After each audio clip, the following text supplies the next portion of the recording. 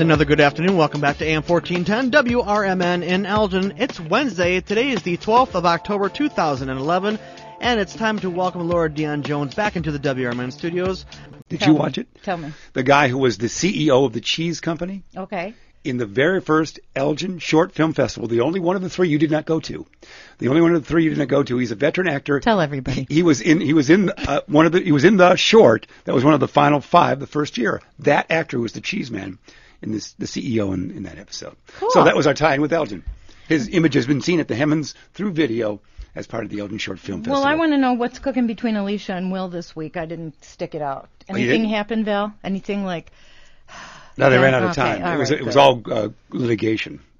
And I want to give a shout out to our very loyal listener. Why are you looking at me like that? Just because I'm hanging on every word. Yeah. What's she gonna say next? I've got my hand on that button. Oh, listen. A very loyal listener emailed me with some info on a great upcoming story for a guest, and her name is Gloria Ann Young, and I want to thank her for listening. And I also want to say hi to Dean Marengo, and we haven't heard from you in a while, and I wonder how things are going, so email me. And stop. Well, yeah. And it's just like saying that. I just like saying that. So Switching gears. We echo those words. And remember Elaine Brennan, the personal trainer friend of mine who was in studio with us last week? Well, she finished the Chicago Marathon Sunday. Wonderful. And remember the Hollywood director guest from last week, Sam Oster? Yes. Well, we went to see his film Monday night, The Return of Joe Rich, at the Chicago Film Fest, and it was absolutely wonderful. Good. And I highly recommend it to, you see the movie, I don't know where it's going to end up playing on TV, on DVD, in the theaters, I don't know, but it was that good. And Armand Desante was terrific as Uncle Dom, and he was as bad as he was good. That man is just too much. And just like Mae West said, well, Mae West said it best. Come up and see me sometime. No, when I'm good, I'm very, very good. And when I'm bad, I'm better. How is that? And on that note, we've got another terrific show for you today. Our special guests are Leslie Goddard. She is a noted Chicago author of Remembering Marshall Fields. And Leslie also has a few other talents we'd like to hear about. And another great Chicago author, Rachel Madorsky, who's here, and she's in studio with us to tell us about some of her incredible books that she has written on karma, which is the law of causes and consequences. And we all know about karma, but Rachel really knows about karma. And about reincarnation, dealing with past and present lives, as well as healing and other cool things. So without wasting any more time, in the studio with us today are my favorite guy pal, Mike Hunziker, loyal sidekick, just like Pancho, and trusty board man, if there ever was one, and Jeff Myers, my incredibly sensational co-host, and of course our very favorite YouTube camera girl, Valerie the Swan.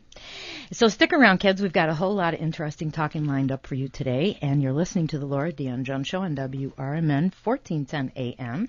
And meanwhile, back at the WRMN Ranch, today's show is brought to you again by Dr. Claire Oleas, and there's good news here now listening, because you can do something next week and listen to your show next week the way I see this. It is going to be Patient Appreciation Day for Dr. Claire Oleas at 2001 Larkin Avenue. Now get this time. Get pad and pencil. We'll wait.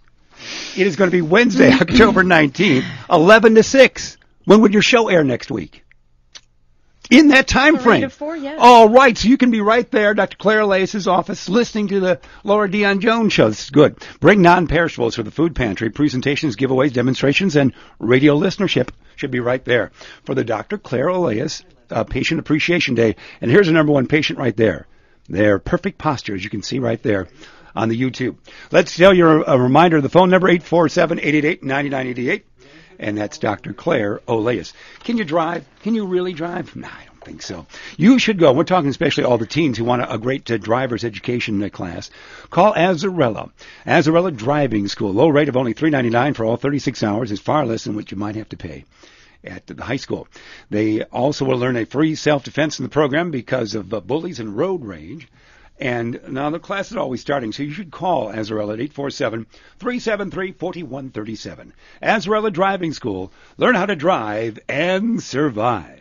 And we'd also like to thank snobhounds.com, a canine clothing company. Think Nike meets Donna Karan, but for canines. It's Snobhounds is true environmental protection wear. And we'd also like to thank KC Tool, an automotive specialty tool company available through your Snap-on mobile tool distributor. And a very special thank you to Casey for making this show and all of our shows possible. And as you know, it is time for Laura's Motivational Minute with the quote of the week. But you know what? It's going to be hard for me to do a Who Said This week, because I have a piece I'd like to read, and we have our next guest on the line. Maybe I could take 5 minutes. Whatever you need to read it. The quote is by Steve Jobs, and at just 48 years of age, Steve Jobs was diagnosed with pancreatic cancer. 2 years later, on June 12, 2005, he gave a commencement speech at Stanford University, and I'm profoundly touched by what he had to say, and I know you will be too. I quote, "No one wants to die. Even people who want to go to heaven don't want to die to get there. And yet, death is the final destination we all share. No one has ever escaped it. And that is as it should be, because death is likely the single best invention of life. It's life's change agent. It clears out the old to make way for the new. Your time is limited, so you don't waste it living someone else's life. Don't be trapped by dogma, which is living with the results of other people's thinking. Don't let the noise of others' opinions drown out your inner voice. And most important, have the courage to follow your own heart and intuition. They somehow already know what you truly want to become. Everything else is secondary." Now, I couldn't agree more, and here's what I have to say. Certainly you don't want to die, and surely not just because you're way overweight. You will get to heaven regardless if you're fat or thin. And if death is the destination we all truly share, why hasten your time getting there? And all because you're lazy, eat the wrong foods, don't move nearly enough, and really don't care. Obesity is life's change agent too. I can't think of anything in my life more uncomfortable than how I felt when I was fat. If you really want to clear out the old and make room for the new, you'd better begin with a good diet, health, and fitness plan right away, because the new year is just right around the corner. Your time here is truly even more limited because of your weight and lack of fitness than you can ever imagine. Everyone thinks it won't happen to them, but just look around to see how close to home the realities of obesity really hit. And since your time here is so limited because of your weight and lack of fitness, nothing like the present to get started on your way to wellness. Choose your diet, health, and fitness plans wisely. Do not be trapped by the same old dogma of the past, no matter who it's from. Most just advocate outdated diets that never worked for you or me either. No one's diet works for everyone. Stop living with the results of other people's thinking. Pick a diet that's worked the best for you in the past and get on it right now today. Then go to your doctor to let he or she know what you're up to. Open your mind and seek out new motivational methods to help you develop your new lifestyle, health, and fitness plans for a new, improved, better than ever you in the new year. Don't let the noise of others' opinions drown out your own inner voice. Just because you're overweight doesn't mean you're not a terrific, smart, beautiful person. But just think of how much more of everything you'll be when you lose all of your unhealthy, unwanted weight. And most important, I sincerely hope you have the courage to follow your own heart and intuition. They somehow already know what you truly want to become, and it's never too late. The rest is up to you to figure out by working at it every day. No more excuses. Everything else, compared to better health and fitness, is truly secondary. And that's for Steve Munson and Steve Jobs. So when I read his commencement speech, when I heard it again on TV, I had to sit down and write that piece. And you can find this motivational article as well as many others that I've written on elgin.bocajump.com. Look under blogs for my name, Laura Dion-Jones. Truth? Nice. Well done. Mm-hmm. Thank you. Mm-hmm. And now that we've got that out of the way, and one thing I'd like to mention that, with my Elgin's Biggest Loser competitions and my classes at ECC, I've managed in a little over a year to encourage and help 153 Elgin area residents to lose 1,631 pounds. Thank you. That's more. Thank yeah, you get a More round than of Rhode applause for Island's that one. total weight. Yes, how about that? Okay, so that's all out of the way. So listen, I would like to introduce our special guest for today. So let's please give a warm LDJ welcome to a gal named Leslie Goddard, and she's a Chicago author who wrote Remembering Marshall Fields. Les, are you there? I'm here. Can you hear me? Yeah, welcome, and thanks for taking some time off of work today and coming on the show. Oh, I'm delighted. Thanks for having me. Listen, I love your book, and I love everything, the message and everything about it, and I'm real excited to have our listeners learn about it. So there's a whole lot to tell, but tell us a little bit about yourself. Give us some of your background. Oh, sure. My background is actually as a historian, and I have been working in the museum field for about 10 years now, doing museum education and interpretation and exhibitions, but keeping my interest in history. And I actually was out looking for a book on the history of Marshall Fields. I wanted to buy a photograph history of the store for my father, and there wasn't one out there, so I thought, well, maybe other people would want one too. So that kind of got me going on this. I think that's a great idea. I got to ask you something a little aside here. I have a friend named Joe Goddard. Any relation? Yes, that would be my father, the sports writer you're talking No about? way! Yes. You yes. are kidding Yes, me! That is my father. Well, Yeah, he covered the White Sox and the Cubs for the Chicago Sun-Times for about 27 years. and he was best friends with a very, very, very, very, very close sports writer friend of mine named Dave Nightingale. May he rest in peace. Oh, yes, absolutely. And I am floored. Are you the one who went to the college at Wake Forest? No, that wasn't me. Where did you go I to don't know who college? that was. I went to Stanford out in California. Okay. So, but anyway, I do know your Anyway. your That was his father. unknown daughter. Huh? That must have been his unknown daughter went to. Well, I don't East know. Coast. I got mixed up somehow. And also, do you remember an old sports writer named Ed Sainsbury? I do. Okay, yeah. he was I was very close with the family. Anyway, That's great. back to your That's story. great. That's So, great. tell us what led you, besides not being able to find any books on Marshall Fields, Right. what else led you to wanting to write Remembering Marshall Fields? Like, did you or someone else in your family work for Fields?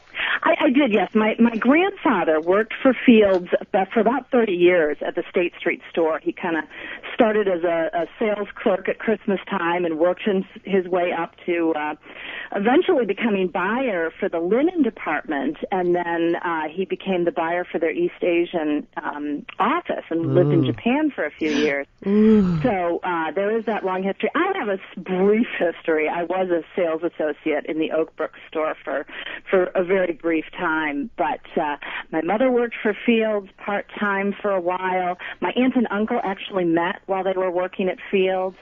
So there's a long family tradition there. But also, I started giving talks on the history of the store, and I was so impressed by how strong the bonds were that people had with this store. And every time I talk about the store, it's hard to get out of the place where I'm speaking because so many people have these wonderful stories. I was just so impressed by how deep the connections are, and I thought we really need to save these stories. What do you think? What do you think we owe that to? What about Fields do we owe that to? I think the store did a couple things exceptionally well. First of all, throughout its entire history, this amazed me. It kind of set the cornerstones of its success on just a few key things. Elegant surroundings, beautiful store interior and displays, always merchandise that was quality, whatever the price. You knew it was fashionable, and you knew it was quality. You knew it was and fabulous. Service. And that was the even though what they sold changed dramatically over the decades, and what the store looked like changed dramatically. That was kind of the cornerstone, and I think that's what made people start to think of it as, and I love it when people say this, they'll say, Marshall Fields was my store. Like we all had this ownership of this store. Sure. That's what a great brand does, and the company did that exceptionally well.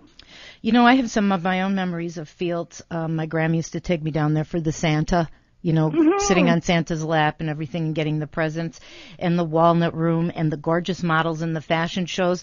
And I do have to say that I ended up growing up to be one of those models in the Walnut Room. And throughout the store, I was one of the country's first and top plus-size models from 80 to 88, and I modeled a zillion times there. Do you have a portfolio we can look at? Yes, I do. Right. Would you like me to bring it for you next week? Yes, bring that out for the YouTube camera. Okay.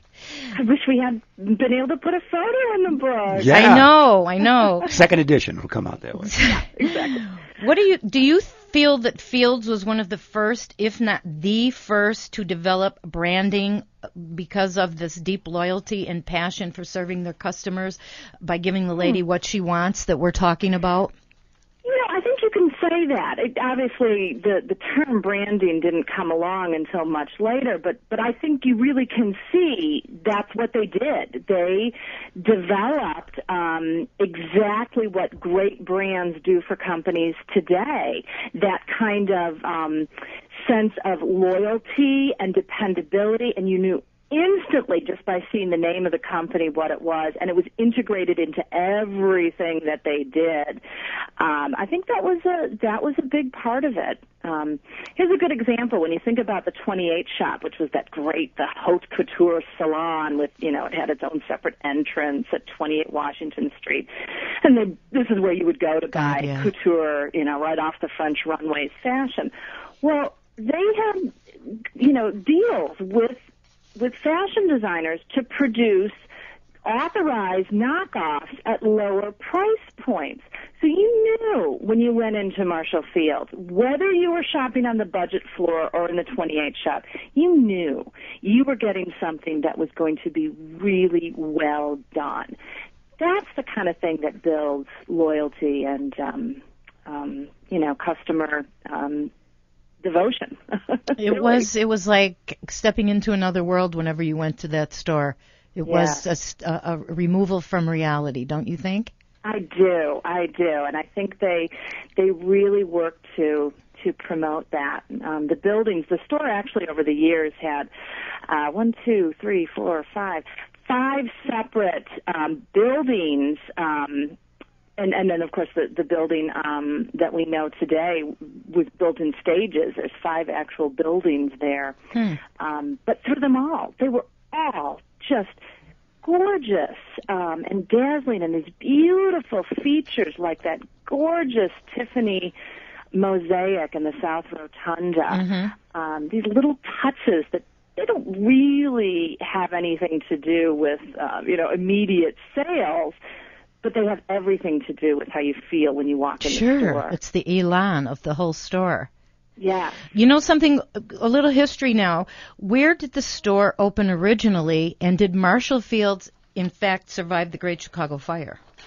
It actually opened when it first began, usually the way we trace the history, was 1852, and it was on, of course, Chicago's great first commercial thoroughfare, which was Lake Street originally, and we're talking in the 1840s, 1850s.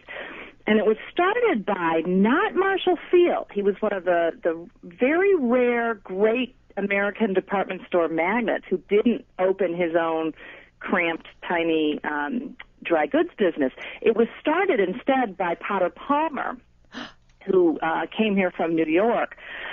Began as a small dry goods business for Potter Palmer, expanded. He eventually sold his business to Marshall Field and Levi Leiter.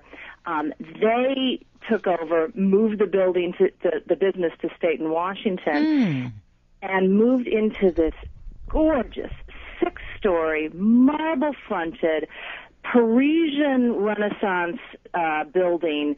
and it completely burned to the ground on the night of the Great Chicago Fire. The anniversary was this week. It's October 8th of 1871, isn't it? Oh, you're kidding me. Just had an anniversary. Absolutely. Wow, yeah, what a coincidence to have you on our show the week of. How many years is that? I guess it would be 140, wasn't it? Yeah, 140. Right. Listen, who were some of the great names who worked for Marshall Fields? You know, some of the people besides Field who really made the store what it was. Can you think of anybody? John G. Shedd is the one that I think most people don't know. His name lives on in the Great Aquarium that he helped to fund. But he was actually head of Marshall Field's Wholesale and then became president after Marshall Field. He was a brilliant salesman. Marshall Field actually said he's the best merchant in the United States, which is high praise from Marshall Field. He was just a brilliant overseer and helped the business transition after Field's death. And the other great name is Harry Selfridge, who was a stock boy who rose to become head of retail and really made the store a department store as opposed to just a dry goods business selling mostly fabrics and notions. He later went to London and opened Selfridge's department store. I was going to ask you. In operation. Yeah, I was going to ask you if that was the same Selfridge. It is. Wow. It is. What surprised you the most in your research of your book, Remembering Marshall Fields? You know, I guess I was surprised at the fact that there's so many misconceptions or myths about the store. You know, for example, the store itself always said that it had the first department store restaurant. It didn't, although it had some of the best. It was not the first department store to install escalators. It wasn't? These are both false? No, they're both false. Wow. They are. Who was? Who was? Well, actually, you know, this is very funny. I was trying to look this up, and I asked in the wallet room, and they said, "Oh, I think it was, I think it was Marshall Fields." And I said, "No, I don't think so." And I looked it up, and it was Macy's in New York. Wow! So I thought, isn't that a coincidence? History. It actually wasn't even the first department store in Chicago. The Fair was serving food before this. Oh my God! Do you remember the Fair? Dad worked at the Fair. To me, that was Marshall Field for me. The Fair was big time. Yes. Tell us something. Where did the Frango mints come from? Frango mints came from the great Seattle department store Frederick and Nelson, which Marshall Fields acquired in 1929. And it originally started out as a maple-flavored frozen dessert. The term Frango was not applied to a candy until, from what I can tell, in Chicago, the first ad I found for it as a candy was 1947. So if you had gone in there and asked for chocolate mint Frangos in the 30s, they would have looked at you. How did it go from what it was with the frozen dessert into the chocolate Frango mints that we know today? No, it was a candy maker at the Frederick and Nelson store who decided, and I think it's because the candy had a sort of mousse-like filling. I think it's gotten a little harder over the years, but they developed the recipe, and then that recipe made its way to Chicago. What do you think think explains the deep grief that some of us have, and the anger that so many people still feel about losing Marshall Fields? And why do you think? You know, it's so interesting, and there have been protesters out there every year since 2005, every September, there's a group of people who come out and protest. I mean, that's amazing. 05, 06, 07, 08, 09, 10, 11, long time. And I think the easy answer is nostalgia, that so many Chicagoans have these wonderful memories of Christmas in the Walnut Room and things like that. But I think it's more than that. I think that the legacy is what it did in taking Chicago from being, what it originally was, which was a frontier town, and making it, one of the nation's premier cities for business and for culture and for arts. The contributions that the founders made to the great museums of Chicago, and just what the store represented about Chicago as a first-class American city. I think the store really, by having such high standards, such a prestigious reputation. It really became a symbol of Chicago in a real way. Really, yeah. And that's, I think, what a lot of the sense of loss with the name change and the brand change. It was a whole change, name, brand, everything. Right. What lasting impact do you hope your book will leave? I'm hoping it's a little bit more of a, on the one hand, again, I hope it's going to preserve that wonderful, warm memories that people had, but also I think kind of to give a more accurate picture of why this particular company was so successful. The reputation of the store was not really so much in innovation. It did have a few innovations, like the first department store wedding registry, but really it was by consistently setting and meeting very high standards, doing things better than so many other stores. That's what its real significance is, at least to me. So I hope others agree. Tell us what the secret to your success is. What do you feel the secret to your success is? As a historian, yes. as a writer, I love to get people's stories. So one of the great things about writing this book was meeting people who worked at Fields or shopped at Fields, getting their pictures and their stories. One woman had this wonderful photo of her and her sisters meeting Santa Claus at Fields in 1939, and just telling me about this taxidermied reindeer. She thought it was real. Those stories, that's what the store represented, those memories and that kind of how it's a part of people's life. I love that. What tips do you have for any fledgling writers out there? Oh, gosh. You know what? I was thinking about that when you were talking about Steve Jobs. I was thinking about, when you say do what you do best, when you pursue a topic that you really, really find interesting personally, I think it brings out your best work. I mean, I think, your passion for something is key to, in so many cases, doing your best. If I were to write about something like football that I'm not a huge fan of, I don't think it would bring out the best in me. But writing about shopping, that's great. Well, that's why I'm so passionate about what I do with my motivation and lifestyle advice. So, Remembering Marshall Fields is an awesome book by Leslie Goddard. It's a terrific holiday gift, especially for all those Marshall Field You're out of time. Could we try one more field concept? Maybe she can concur. WFLD Channel 32 was started by Marshall Field, and they still have the same call letters. That still is Field, isn't it? Oh. So they would still, they didn't change it to W. Macy, although Fox owns it. It still was Marshall Field III who began that in '66. So Fields in Chicago loosely still exists, kind of in call letters. Right. Kind of, sort of, but you can't shop there. No, but I'd give it a 10 because we could dance to it, but we can't shop that's there. Right. That's right. That's right. Something like and that. the Field Museum, too, and State Street, Yes. and so many things that we can thank this great company for. Leslie Goddard, thank you so much for coming into the Laura Dion-Jones Show today. Again, Remembering Marshall Fields by Leslie Goddard. Terrific holiday gift. We wish you all the best in your endeavors. Now you can get back to work at those little arboretums there at Morton. Okay. Is that where you work? Yes, she works at Morton It's my Arboretum. hometown, Isn't that Lyle, cool? Illinois. Lyle, Illinois. Morton. Oh, great My city. first job was at the Wonderful Morton place. Arboretum. Can you do Isn't that great? Yeah, it was mowing Raking clidges. leaves? We would mow cliffs, if you will. Clidges? Clidges. We make things up. It's why I'm a broadcaster today. I couldn't do that very long. Mowing cliffs was tough.